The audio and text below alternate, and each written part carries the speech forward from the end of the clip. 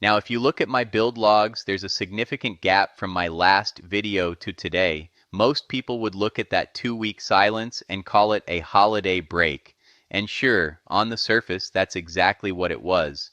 I had family in town, we had the big dinners, the grandkids were running around, and I certainly wasn't glued to my computer screen 24/7.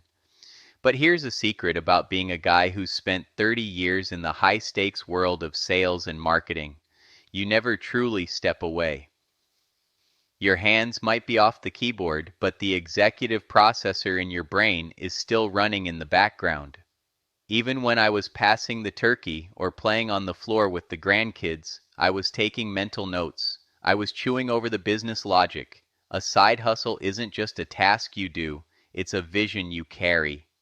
I spent those 2 weeks moving from building to strategizing. I was looking at the project from 30,000 feet, asking the hard questions that you can't hear when you're in the weeds of a build.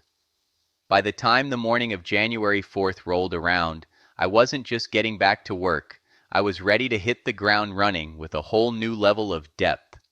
I sat down and implemented the complete package expansion with categories. Up until this point, the app was a bit of a one-trick pony.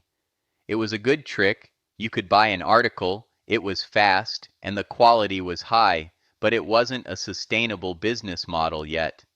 As a marketing guy, I knew that if I wanted to attract the kind of clients who moved the needle, I needed to offer more than just a buy now button for a single post.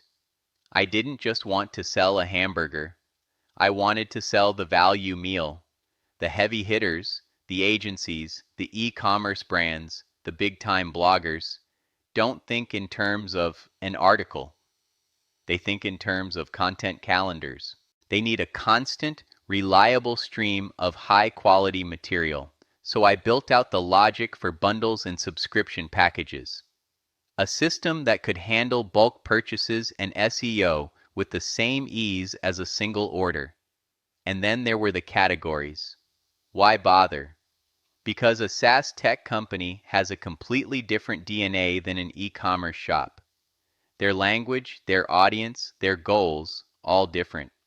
By adding categories, I'm telling the customer, I understand your niche. I'm moving from a generic tool to a specialized solution. In business, specialization equals value. The more specific you can be, the more you can charge, and the more trust you build. Today was the day we stopped being a writer and started being a solution.